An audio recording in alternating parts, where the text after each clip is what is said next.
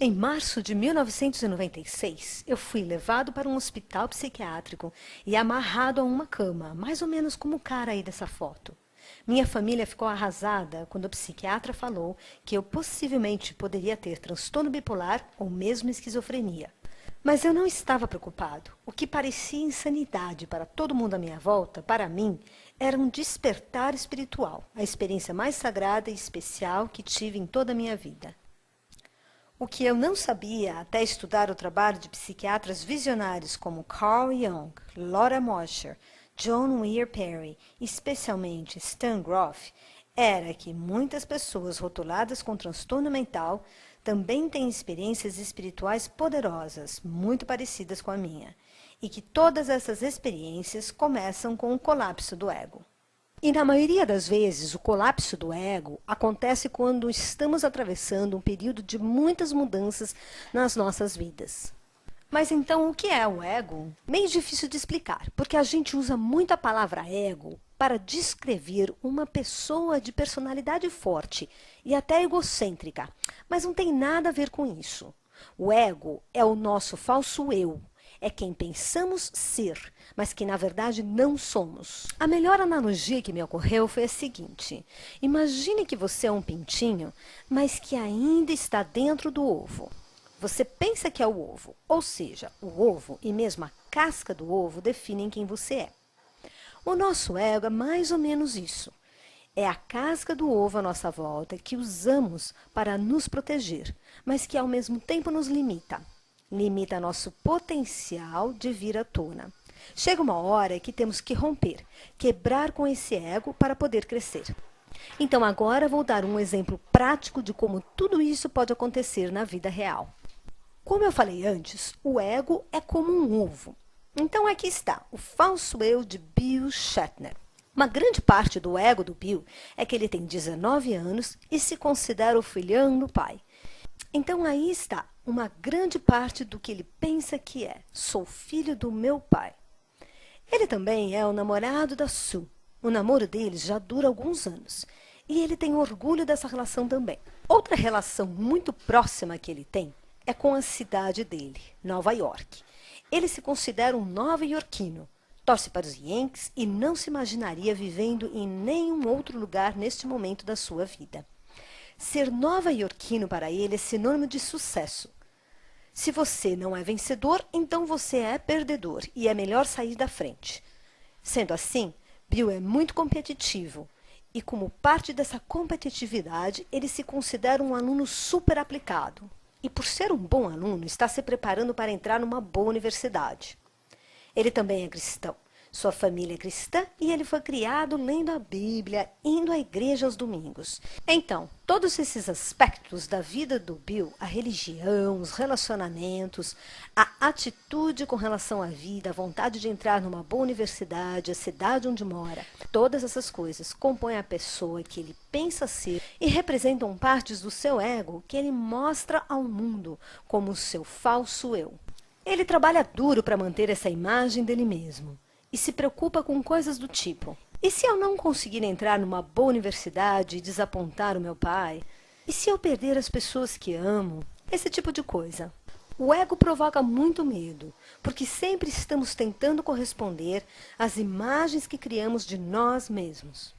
Eis que um belo dia algo acontece na vida de Bill. O pai dele morre. E isso se torna uma experiência muito dramática para ele. Ele não sabe mais o que fazer da vida. Sofre muito com a morte do seu pai. Sofre tanto que, quando chega a hora de estudar para as provas da faculdade, acaba não conseguindo estudar como deveria e não passa nos exames. E sabe o que ele acaba descobrindo? Que não ligava muito mais para tudo isso.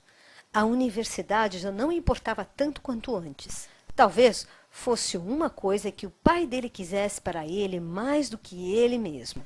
O que acontece então com um grande aluno aplicado? Ele começa a se perguntar: será que não passo de um fracasso? O que está errado comigo? Não quero mais fazer isso. Para que tudo isso se a gente acaba morrendo? Ele começa a fazer esses questionamentos e entra numa depressão. Sua namorada Sue, que era bonita, mas um tanto superficial, deixa ele com sua depressão, porque não suporta a ideia de ficar com um cara deprimido, sendo que ela tem só 19 anos e quer curtir a vida, certo? Sue, então, larga o Bill.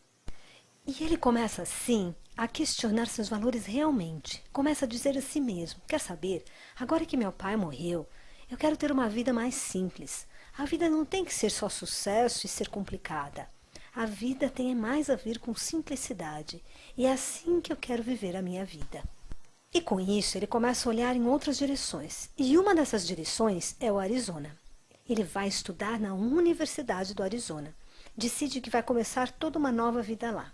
Chegando lá, seu cristianismo vai por água abaixo, porque ele conhece uma turma New Age.